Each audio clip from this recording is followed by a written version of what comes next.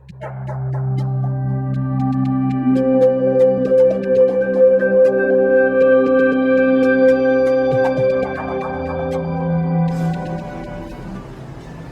Lord be with you. And also with you. A reading from the Holy Gospel according to John.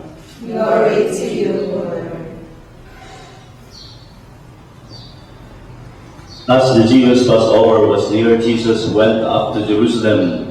In the temple precincts, he came upon people engaged in selling oxen, sheep, and doves, and others seated changing coins. He made a kind of whip of cords and drove them all out of the temple area, sheep and oxen alike, and knocked over the money changers' tables, spilling their coins. He told those who were selling doves, "Get them out of here. Stop turning my Father's house into a marketplace." His disciples recalled the words of Scripture, "Zeal for your house consumes me." At this the Jews responded, "What sign can you show us authorizing you to do these things? Destroy this temple," Jesus answered, "and in 3 days I will raise it up." They retorted, "This temple took 46 years to build, and you are going to raise it up in 3 days.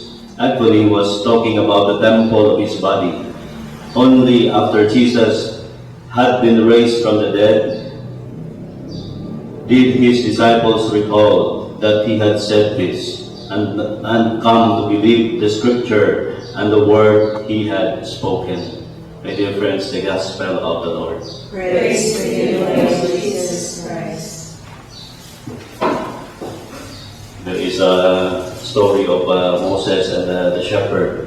When Moses heard the prayers of the shepherd that goes like this, "Lord, tell me where you are, that I may comb your hair and cleanse your shoes, and fetch your milk." And Moses heard this prayer, and he dismissed the shepherd because he thought that he was an idolater. But Moses heard a voice from heaven that said, "Moses, Moses, why have you driven away my servant?" It is actually I did not like the words, but it is actually the prayer of the heart that I listen to. As today we celebrate the dedication of the Church of the Lateran, we are once again reminded of what worship is. Just as the church were built to worship God, this was also done by the Jews when they have built the temple that actually symbolize the presence of God among them.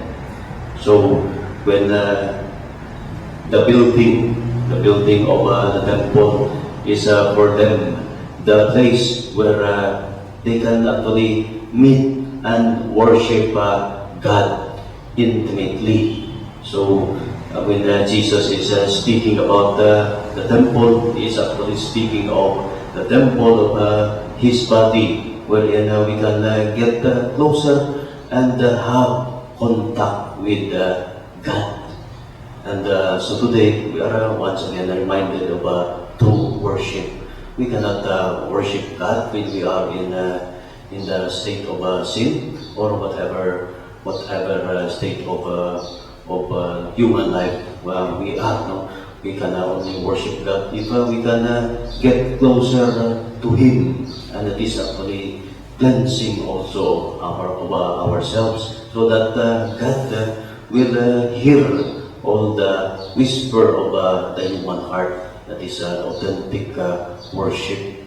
And in worship, we also acknowledge our not only us, but the people who are also around us. No? As Thomas Merton said, no, that it is the very nature of man to stand before God and acknowledge that they are a community who worship God, who stand before God and acknowledge their dependence on God.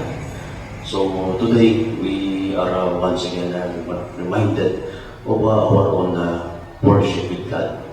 We stand before God as a person, but we also remember those persons who are around us, because worship of the people of God is supposed to be the worship of the community. Let it be in the building like this, but the building can also be found in our hearts, in each one of us, as we offer and we get closer to God in prayer. There is a story of Priest Daud. One day pumunta siya doon sa optical shop para magpapalit ng kanyang spectacles. And habang siya ay nag-testing ng eyeglasses na bagay sa kanya, na spatan siya ng kanyang isang parishioner doon sa labas at siya kagad-gad pumasok. Sabi niya, Father, hindi mo na kailangan magkaroon pa ng bagong eyeglasses. Sabihan mo lang ng mga tao na lumapit sa harapan ng altar para makita mo sila. So, ibig sabihin ito na our worship will actually bring us closer to God. So that is why we also should be mindful of ourselves and our state in life. No? Nasa grasya pa ba tayo ng Diyos?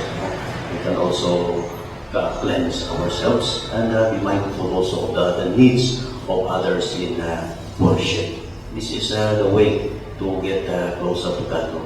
It is in worshiping God that we become also like Him. So that is why Jesus is telling us today in His action to cleanse also ourselves, because in the temple of God we find Him, and we can get closer to Him in as much as God wants us to do. May God bless us all.